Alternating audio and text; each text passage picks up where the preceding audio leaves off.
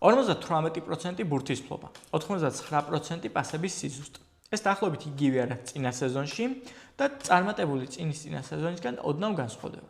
ცვლილებები უფრო ეხება უბურთად თამაშს. Understat-ის მიხედვით პრესინგის ინტენსიურობა ახალ სეზონში 9.2-ია, ეს მეოთხე ადგილია. წინა სეზონში 11.1 იყო, ეს მერვე ადგილი იყო, ხოლო წარმატებულ წინა სეზონში, როდესაც რეალმა ორმაგი დუბლი დადო, იყო 11.9, რაც მე-11 ადგილი არის. გადავიდეთ პრესინგის თავისებურებებზე. დღეისათვის თითქმის ყველა იყენებს პერსონალურ პრესინგს.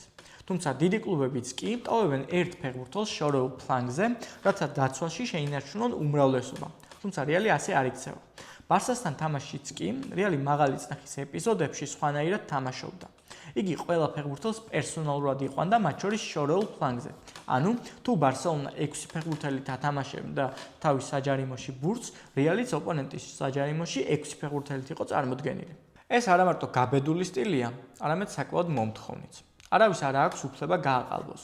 თუ რეალის ფეხბურთელები ვინით და მბაპეთ დაწყებული არ მიაქცევდნენ შავ სამუშაოს ყურადღებას, მაშინ თამაში საერთოდ სხვა სცენარით განვითარდებოდა. თუმცა მათ იმუშავეს და ასეთმა შრომამ შესაბამისი შედეგიც გამოიღო. და სწორედ ასეთი სტილი რეალის შემთხვევაში კიდევ უფრო მეტ ბენეფიტს იძლევა, რადგან ფეხბურთელების მაღალი კლასიდან გამომდინარე, თუ ბურთის ჩაჭრა ხდება მოწინააღმდეგის საჯარიმოსთან ახლოს, ეს მომენტები ხშირად გოლებში კონვერტირდება. შეხედეთ, რეალი მეოთხეა პრესინგის ინტენსიურობის მიხედვით ლიგაში. მესამეა მაღლა ბურთის დაბრუნების რაოდენობით, ანუ როდესაც მოწინააღმდეგის კანამდე 40 მეტრზეა ნაკლები და პირველ ადგილზეა ფორით, როდესაც ამ მომენტების კონვერტირება ხდება დარტყმაში.